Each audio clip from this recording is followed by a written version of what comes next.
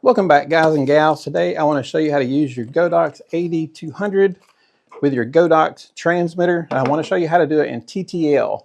I know most photographers will use everything in manual, but it's a little bit easier sometimes to shoot in TTL. So I've got the Ad200 right here, and I've got the new Godox X Pro 2. C's for Canon, I shoot Canon. I'm going to show you how to work these two. Then I'm going to show you how it looks when I move my light source far away from my subject, and you can see how TTL is still reading it and giving us a good image. Okay, so here is the back of the Ad200.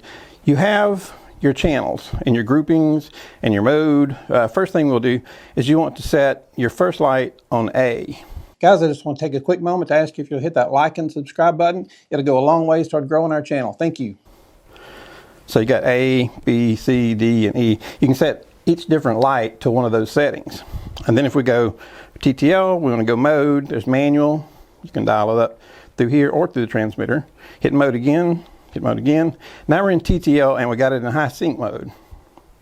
And we're on the A flash. Sometimes I'll have an A, a B, and a C. It just depends on how many flashes I have going. But once I get over to the camera, I can control everything from this.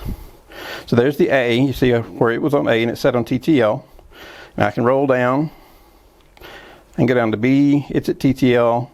If I want to take it off TTL, you can add, the +3 to -3 on TTL. I want to go back to A, where I've got the TTL showing. So what I'm going to do is I'm going to set this on A, TTL, with 0 changes to it. Now we're going to take this flash outside. We're on the same channel, channel 1.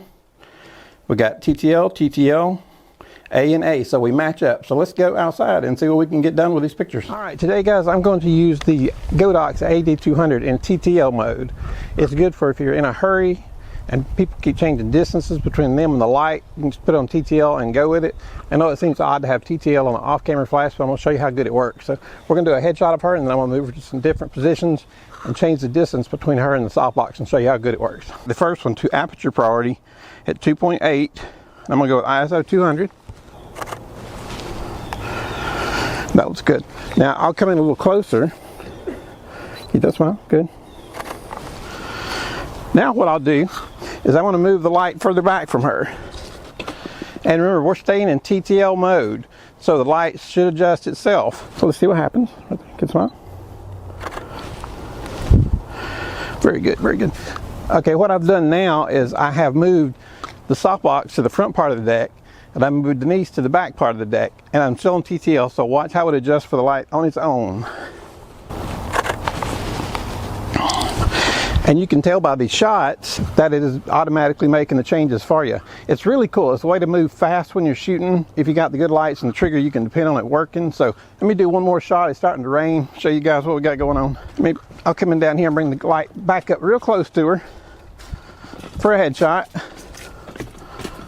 And see how close I'm getting that to her? All right, I'm gonna do a headshot right here. Right there, and I made no changes. I just moved the light and it automatically adjusted. So if you're shooting with the Godox Ad200, try out your TTL mode. You will need to set your Godox trigger to TTL mode. I had that one on A, so I set A on my trigger to A TTL. So just set that up and you don't have to do any test shots or anything, it just works. So check it out guys, try TTL on your Godox Ad200, let me know how it works. Hey, for helping you guys out, hit subscribe.